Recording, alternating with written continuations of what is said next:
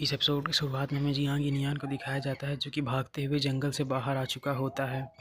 और हाँ, आज से मैं जियांग यिनयान को शाओ नियान बुलाऊंगा तो कोई दिक्कत तो नहीं है ना। इसके बाद जो जियांग यिनयान होता है अपने मन में सोचता है कि मैं इतनी ज़्यादा दूर आ चुका हूँ कि मुझे नहीं लगता कि अब कोई मेरा पीछा कर रहा होगा। और मैं इतना ज़्यादा थक चुका हूँ कि लगता है कि मैं मर जाऊँगा। फिर जो जियांग यिनयान होता है एक पेड़ के नीचे बैठते हुए बोलता है कि अब मेरे पास इतनी भी ताकत नहीं है कि मैं और आगे भाग सकूँ। और वो हाँफते हुए बोलता है कि वो जो भी लोग थे बहुत ही ज़्यादा खतरनाक थे। इसके बाद जो जियांग होता है अपने एक जगह बैठ जाता है और अपने मन में सोचता है कि सौभाग्य से मैं उसी समय स्पिरिचुअल रियलम में ब्रेक थ्रू कर गया, नहीं तो अगर मैं उस बंदे से जीत भी जाता तो मेरे पास इतनी स्ट्रेंथ नहीं होती कि मैं वहाँ से निकल पाता। इसीलिए मुझे पहले अपनी ब्रेथ को एडजस्ट करके थोड़ा सा कल्टीवेशन रिकवर करना चाहिए ताकि मैं यहाँ से भाग सकूँ। इसके बाद जो जियांग होता है अपने मन में सोचता है कि इन सभी वर्षों में मुझे ये नहीं समझ में आया कि आखिर मैं हमेशा कल्टीवेशन में फ़ेल क्यों हो जाता था, और आज मैं स्पिरिचुअल रियलम में ब्रेक थ्रू कर चुका हूँ। साथ ही में मैं अपने कल्टीवेशन में ब्रेक थ्रू करने के कारण अब मुझे लग रहा है कि मैं पहले से भी कहीं ज़्यादा स्ट्रॉन्ग बन चुका हूँ। और लगता है कि ये सब चीज़ें इसी सील के कारण हुई जो कि मुझ पर सिफू ने लगाई हैं, और आज जबकि सील हट चुकी है तो मेरी जो कल्टीवेशन है अब वो बढ़ रही है। इसके बाद जो जियांग यिनयान होता है अपनी हथेली को देखते हुए बोलता था कि मुझे नहीं समझ में आ रहा कि मेरे केवल एक ही प्लाम अटैक से वो ब्लैक रोक फिगर एक ही झटके में मारा गया। लगता है कि ये सब चीज़ें इसी के कारण हुई और मुझे किसी भी तरह करके इस खतरनाक वेपन को छुपाना पड़ेगा, नहीं तो अगर किसी को पता चलेगा तो मैं परेशानी में पड़ सकता हूँ। फिर श्रावणियन अपने मन में सोचता है लेकिन मुझे ये नहीं समझ में आ रहा कि वो लोग थे कौन और हमें पकड़ना क्यों चाहते थे। इसके बाद जो जियांग यिनयान होता है उन ब्लैक रॉक फिगर के बारे में सोचते हुए अपने मन में बोलता है कि आखिर वो लोग थे कौन, और वो लोग तो हेवनली पहले से भी नहीं डरते थे, और उनकी तो इतनी हिम्मत कि उन्होंने टीचर झाऊ पर भी अटैक कर दिया था। इसके बाद जो जियांग यिनयान होता है बोलता है कि लगता है कि मुझे पास ही के किसी शहर में जाकर हेवनली पैलेस के किसी डिवीज़न को ढूंढना चाहिए और उन्हें इन्फॉर्म करना चाहिए। लेकिन इससे पहले मुझे इन सब को छोड़कर अपनी इंजरीज़ को हील करना चाहिए और यहाँ से जल्द यहाँ से निकलने के बारे में सोचना चाहिए। जियांग ऐसे सोच ही रहा होता है तभी उसे किसी के चिल्लाने की आवाज़ सुनाई देती है, जिससे पीछे मुड़कर देखता है तो उसे जियां मास्टर झाओ की विंड स्पिरिट क्रेन दिखाई देती, जिसे देखकर जो जियांग यिनयान होता है खुश हो जाता है। और जियांग यिनयान को सही सलामत देखकर जो मास्टर झाओ होते हैं वो भी चौंक जाते हैं, और तभी जो जियांग यिनयान की नज़र होती है वो मास्टर झाओ की इंजरीज पर जाती है, जिसे देखकर जो यिनयान होता है अपने मन में बोलता है कि मास्टर झाओ भी सीरियसली इंजर्ड हैं। इसके बाद जो मास्टर शाह होते हैं अपने क्रेन को लेकर नीचे आ जाते हैं और जियांग यिनयान से पूछते हैं कि जियांग यिनयान आखिर बाकी लोग कहाँ हैं। जो सुनकर जो जियांग यिनयान होता है उन्हें बताता है कि हम लोग भागते हुए अलग हो गए। जो सुनकर जो जी मास्टर शाह होते हैं बोलते हैं कि ये सब मेरी गलती, ये सब मेरी वजह से हुआ है। तभी वो बोलते हैं कि जल्दी से मेरे क्रेन के ऊपर आ जाओ, हमें इस जगह से जल्दी से निकलना होगा। इसके बाद जो जियांग यिनयान होता है अपने क्रेन से बोलते हैं कि हमें जल्दी से अपनी क्लोजेस्ट सिटी पर ले चलो, हमें इसी चीज़ को जल्दी से रिपोर्ट करना पड़ेगा। तभी जो श्रावणियान होता है मास्टर साहब से पूछता है कि मास्टर साहब आखिर वो लोग थे और उन्होंने हमारे ऊपर हमला क्यों किया। जो सुनकर जो मास्टर साहब होते हैं बोलते हैं कि मैं श्योर नहीं हूँ, लेकिन जैसे ही मैंने वहाँ पर लैंड किया मेरे ऊपर एक पावरफुल वोमेन ने अटैक कर दिया। फॉर्चुनेटली वहाँ पर विंड स्पिरिट क्रेन थी, भले ही वह घायल थी लेकिन उसने मुझे बचाकर यहाँ लाया, नहीं तो मैं अभी तक वहीं पर फंसा हुआ होता। और मास्टर झाओ की ये बात सुनकर जो जियांग यिनयान होता अपने मन में सोचता है कि ऐसा व्यक्ति जो कि मास्टर झाओ भी नहीं हरा सकते हैं। अच्छी बात तो ये थी हमें पकड़ने के लिए केवल डिवाइन सोल रियलम का ही कल्टिवेटर्स आए थे, नहीं वरना अगर वो आती तो मैं तो वहाँ से भाग भी नहीं पाता। इसके बाद जो मास्टर साहब होते हैं बोलते हैं कि मुझे नहीं समझ में आ रहा कि आखिर तुम डिवाइन सोल रियलम के कल्टीवेटर के हाथों से बचकर निकल गए, साथ ही में तुमने स्पिरिट व्हील रियलम से भी ब्रेक थ्रू कर लिया। लगता है कि इसी कारण तुम वहाँ से भागने में सफल रहे। तो सुनकर जियांग यिनयान बोलता है कि ये सब मेरी 9 अबिस ड्रैगन शॉट के कारण हुआ है। जैसे ही वो बंदा असावधान हुआ तो मैंने उस पर अटैक कर दिया और मैं वहाँ से निकल कर भाग आया। इतना कहने के बाद जो जियांग यिनयान होता है अपने मन में सोचता है कि मेरे लिए बेस्ट यही होगा कि मैं अपने हाथ के बारे में मास्टर झाओ को ना बताऊं।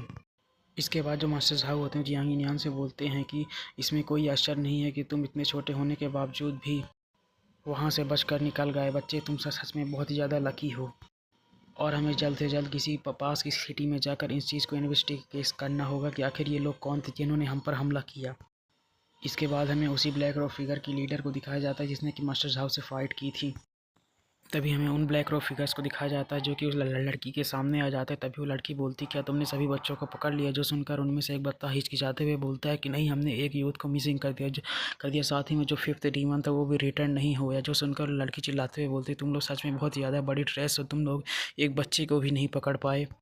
इसके बाद वो जो लड़की होती है वो बोलती अपने मन में सोचती है कि जो 5th डीमन था वो लौट कर नहीं आया। लगता है कि ये सब उसी कारण हुआ है जो कि मैंने कुछ समय पहले वो ओमनियस सेंसेशन अपने हाथों में फील की थी।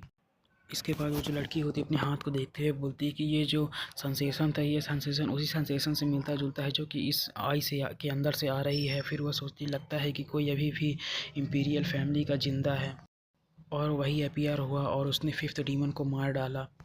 तभी हमें उस लड़की को दिखाया जाता है जिसे कि कोई चीज़ अचानक से याद आती है और बोलती है कि मैंने कुछ समय पहले मुझे एक न्यूज़ मिली थी कि जो एक प्रिंस वहाँ से भाग निकला था उसे मोकुन ने मार डाला। क्या ऐसा हो सकता है? फिर जो अपने मन में चिल्लाते हुए बोलती है कि मोकुन तुम सच में मरने के लायक हो। इसके बाद वो लड़की अपने आप को शांत करती है और अपने लोगों से बोलती चलो हमें यहाँ से चलना चाहिए, जो सुनकर उसके जो लोग होते हैं वो भी हाँ में नोट कर देते हैं।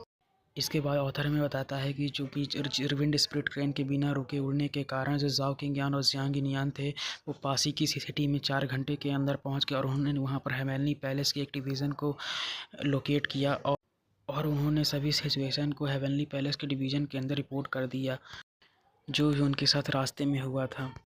और उस न्यूज़ को सुनकर वहाँ पर जितने भी कल्टीवेटर्स थे उन्होंने अपनी मदद करने की पेशकश की। इसके बाद वहाँ पर जितने भी एक्सपर्ट थे उन्होंने एक पावरफुल लोगों की टीम बनाई और वहाँ पे उन्होंने घटनास्थल पर गए और उन्होंने यहाँ पर बहुत सारे जगह को सर्च किया, लेकिन वहाँ पर जितने भी ब्लैक रोक फिगर्स वो अपना काम करने के बाद सभी चीज़ों को नष्ट करके वहाँ पर चले गए। लेकिन फिर भी जो मास्टर झाओ थे उन्होंने हार नहीं मानी और उन्होंने बहुत ही ज़्यादा वास्ट एरिया में सभी को सर्च किया, लेकिन फिर भी कोई क्लू नहीं मिला। और लगातार खोज के कारण जो मास्टर झाओ किंग-यान थे वो भी थक गए और उन्हें लास्ट में हार माननी पड़ी। इसके बाद मास्टर झाओ किंग-यान ने खुद डिसाइड किया कि वो पहले स्पिरिट रोड में जाने वाले जितने बच्चे हैं उन्हें स्पिरिट रोड तक पहुंचाएंगे और फिर वो पर्सनली रिटर्न हुए और उन्होंने हेवनली पैलेस के हेडक्वार्टर में रिपोर्ट किया। इसी तरह जियांग-नियान कुछ समय तक उस सेवरल सिटी में रुका और फिर कुछ समय के बाद वो वहाँ पर पहुँच गया जहाँ पर जितने भी हेवनली लिस्ट में शामिल होने बच्चे हैं जो कि स्पिरिचुअल रोड में जाएंगे वहाँ पर पहुँच गया। और साथ ही में उन्हें इस पर स्पिरिचुअल रोड तक सेफली ले जाने के लिए हेवनली पैलेस की डिवीज़न ने उन्हें एक पावरफुल कल्टीवेटर्स की टीम दी जो कि उन्हें स्पिरिचुअल रोड तक सेफली पहुंचाएंगे। और साथ ही में वहां के कुछ लोगों ने भी खुद से स्पिरिचुअल रोड तक बच्चों को पहुंचाने का जिम्मा लिया। और इतनी पावरफुल टीम को देखने के बाद वहां पर कोई भी किसी की भी हिम्मत नहीं कि उन पर अटैक करे और 5 दिन के बाद वो लोग वहां पर पहुंच गए। इसके बाद हमें 5 दिन बाद का सीन दिखाया जाता है जहाँ पे जो हमारा मेन कैरेक्टर होता है वो लिंग्सवान सिटी के पास आ चुका होता है और यहीं से स्पिरिचुअल रोड के अंदर जाया जा सकता है। इसके बाद वहाँ पर जितने भी बच्चे होते हैं लिंगजियांग सिटी को देखकर बहुत ही ज़्यादा हैरान होते हैं और बोलते हैं कि लिंगजियांग सिटी सच में बहुत ही ज़्यादा बड़ी है। जो सुनकर एक बच्चा बोलता है कि बिल्कुल, क्योंकि जो लिंगजियांग सिटी है वो हमारे महाद्वीप की सबसे बड़ी सिटी में से एक है। तभी एक बंदा बोलता है कि मुझे तो यहाँ से लिंगजियांग सिटी का अंत भी नहीं दिखाई दे रहा और वह पर्वत जरूर लिंगस्वान माउंटेन होगा। तभी हमें जियांग-नियान को दिखाया जाता है जो कि भी लिंगजियांग सिटी को देखकर काफ़ी ज़्यादा हैरान होता है। तभी हमें 2 बंदूक दिखाए जाते हैं कि बोलते हैं कि जो लिंगजियांग सिटी वो हमारे जुआनज़ाओ सिटी से काफ़ी ज़्यादा बड़ी है। इसके बाद हमें कुछ समय बाद का सीन दिखाया जाता है जहाँ पे जो जियांग-नियान होता है एक जगह पहुँच चुका होता है और सामने की तरफ देखते हुए बोलता है कि ये ज़रूर स्पिरिचुअल रोड के अंदर एंटर करने का एंट्रेंस डोर होगा। और हाँ, अगर आपको ये वीडियो अच्छी लगी तो लाइक कमेंट सब्सक्राइब जरूर करें और अगले वीडियो के लिए वेट करें। Thanks for watching.